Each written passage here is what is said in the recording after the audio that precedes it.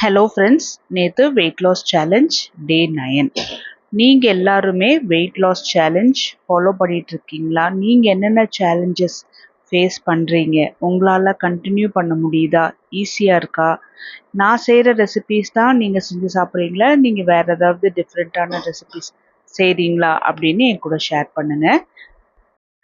காலையிலேயே நான் ஊற வச்சுருந்த ஜீரகமும் பட்டையும் நல்லா கொதிக்க வச்சு ஒரு 1.5 டம்ளர் தண்ணி ஊற்றணும் அப்படின்னா 3/4 டம்ளர் தண்ணி வர அளவுக்கு வற்றி எடுத்துக்கணும். அதுக்கப்புறமா கொஞ்சம் பொறுக்கிற சூடு வந்த உடனே நல்லா வடித்து எடுத்துக்கணும். என் பசங்களுக்கு காய்ச்சல் சளி இருக்கிறதுனால நான் நிலவேம்பு கஷாயம் ரெடி பண்ணி கொடுக்குறேன். ஸோ அவங்களுக்கு கை கால் வலி அப்படி இருக்கும்போது இது நல்லா கேட்கும். நீங்களும் ட்ரை பண்ணி பாருங்கள். பட்டை டீ வடித்து எடுத்துட்டு ஒரு பாதி லெமன் ஜூஸ் பிழிஞ்சு விட்டுட்டு இதில் 1 டீஸ்பூன் தேன் ஊற்றி கலந்து நம்ம குடிச்சிக்கலாம். டெய்லி நான் இதை ஏன் உங்களுக்கு காமிக்கிறேன் அப்படின்னா, டெய்லியுமே நான் இதை குடிக்கிறேன். ஸோ பட்டை டீ இது போல் குடிக்கிறதுனால எனக்கு கொஞ்சம் சாப்பிட்டாவே ஸ்டொமக் நல்லா ஃபில்லிங்காக இருக்குது. ரொம்ப நேரம் பசியும் எடுக்க மாட்டேங்குது. நீங்கள் ட்ரை பண்ணிகிட்ருக்கீங்களா அப்படின்னு சொல்லுங்கள். நேத்தோட வெயிட் லாஸ் ரெசிபிக்கு பேனில் நான் 1 டேபிள் ஸ்பூன் கடலெண்ணெய் ஊற்றி எண்ணெய் சூடான உடனே 1/4 டீஸ்பூன் ஜீரகம், ஒரு நார்மல் சைஸ் பச்சை மிளகா சின்ன சின்னதாக கட் பண்ணி போட்டுக்கலாம். ஒரு நார்மல் சைஸ் வெங்காயத்தையும் சின்ன சின்னதாக கட் பண்ணி போட்டு இதை நல்லா வதக்கி எடுத்துட்டு ஒரு நார்மல் சைஸ் தக்காளியும் சின்ன சின்னதாக கட் பண்ணி வெங்காயத்தோடு சேர்த்து நல்லா கலந்தெடுத்து நல்லா வதக்கி எடுத்துக்கலாம். தக்காளி வெங்காயம் ரெண்டுமே நல்லா வதக்கினதுக்கு அப்புறமா நான் கேரட், பீன்ஸ், அவரைக்காய் இது 3த்தையுமே நான் சின்ன சின்னதாக கட் பண்ணி போட்டு வெங்காயம் தக்காளியோட சேர்த்து நல்லா கலந்துட்டுருக்கிறேன். இது கூட நான் 1/4 டீஸ்பூன் பெருங்காயத்தூள், 1/4 டீஸ்பூன் மஞ்சள், தேவையான அளவுக்கு கல்லுப்பு சேர்த்து நல்லா கலந்துட்டுருக்கிறேன். காரத்துக்காக வேண்டி நம்ம இதில் பச்சை மிளகா சேர்த்திருக்கோம். இப்போது இந்த மசாலா எல்லாமே காயோட சேர்த்து நல்லா கலந்துட்டுட்டு காய் வேகிறதுக்கு மட்டும் தண்ணி சேர்த்தி நல்லா கலந்துட்டுக்கலாம். அதிகம் தண்ணி சேர்த்த வேண்டாம். காய் வேகிறதுக்கு மட்டும் தண்ணி சேர்த்துனா போதும். அப்பப்போ நல்லா கலந்துட்டுட்டு காயை நல்லா வேக வச்சு எடுத்துக்கணும். இப்போ பார்த்தீங்கன்னா காய் நல்லா வெந்து வந்திருக்கு, தண்ணியும் நல்லா வற்றிருக்கு. இதில் நான் 3/4 டம்ளர் மக்காச்சோளத்தோட ரவா சேர்த்துறேன். இது எல்லா டிபார்ட்மெண்டல் ஸ்டோர்ஸ்லேயும் கிடைக்கிது. ஆன்லைன்லேயும் நீங்கள் பர்ச்சேஸ் பண்ணிக்கலாம். அது ப்ராடக்ட்ஸ்லேயும் நான் பின் பண்ணியிருக்கேன்.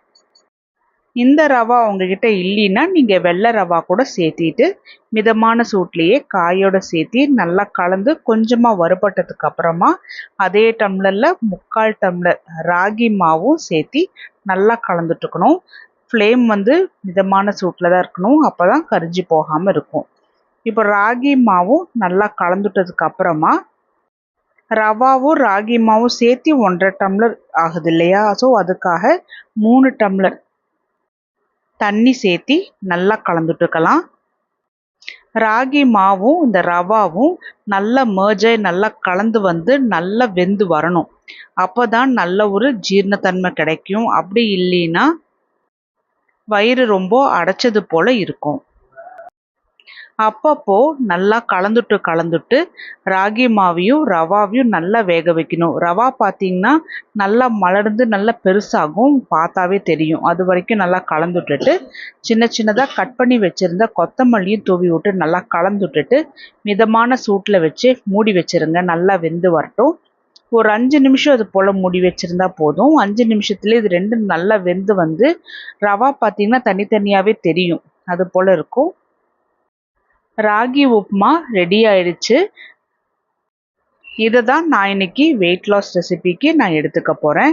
காலையில் நான் கொஞ்சமாக ராகி உப்புமா எடுத்துக்கிறேன். இதுக்கு நான் ரெடி பண்ணியிருந்த உருளைக்கிழங்கு காரக்குழம்பு தான் நான் எடுத்துக்கிறேன். இந்த ரெசிபி ரொம்பவே ஹெல்தியானது, நல்லாவே ஸ்டொமக் ஃபில்லிங்காக இருக்கும்.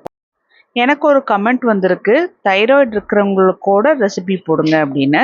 ஸோ தைராய்டு இருக்கிறவங்களுக்குன்னு தனியாக எந்த ரெசிபியும் கிடையாது. எனக்கும் தைராய்டு இருக்குது. நம்ம என்ன செய்யணும்னா ஹெல்தியான ஒரு உணவை ஃபாலோ பண்ணணும். தைராய்டு இருக்குது அப்படின்னாவே நமக்கு நிறைய பிரச்சனைகள் இருக்கும். டாக்டர் கிட்ட போனாவே தெரியும். நம்ம சொல்ற சிம்டம்ஸ் எல்லாம் வச்சு அவங்க ஐடென்டிஃபை பண்ணிருவாங்க. உங்களுக்கு தைராய்டு இருக்கா? அப்படிங்கிற மாதிரி கேட்டுருவாங்க. ஸோ அதுக்கு நீங்க இங்கிலீஷ் மெடிசனோ, இல்ல ஆயுர்வேதிக்கோ உங்களுக்கு எது சூட்டபிளா இருக்கோ அத நீங்க எடுத்துக்கலாம். மத்தியானத்துக்கும் நான் அதே ராகி ரவா தான் எடுத்திருக்கேன். உருளைக்கிழங்கு காரக்குழம்போட. பொன்னாங்கண்ணி கீரை கொஞ்சமா எடுத்திருக்கேன். ஒரே ஒரு முட்டை எடுத்திருக்கேன். சாயந்தரமா நான் சர்க்கரை போடாம 1 டம்ளர் காஃபி தான் நான் எடுத்துட்டு இருக்கேன். ஒவ்வொருத்தருக்கு ஒவ்வொரு மாதிரி. இப்போ இங்கிலீஷ் மெடிசின் சாப்பிட்றீங்க அப்படின்னா, சில பேத்துக்கு நல்லா தான் இருக்கும்.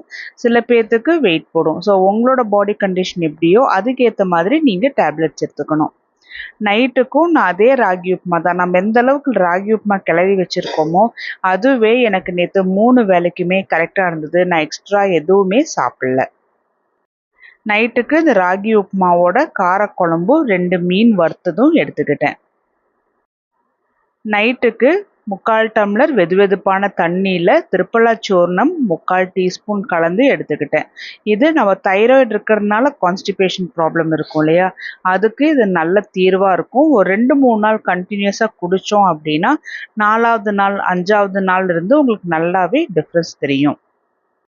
இது போல லைஃப் ஸ்டைல் நீங்க ஃபாலோ பண்ணி பார்த்துட்டு எப்படி இருந்துச்சுன்னு எனக்கு ஷேர் பண்ணுங்க.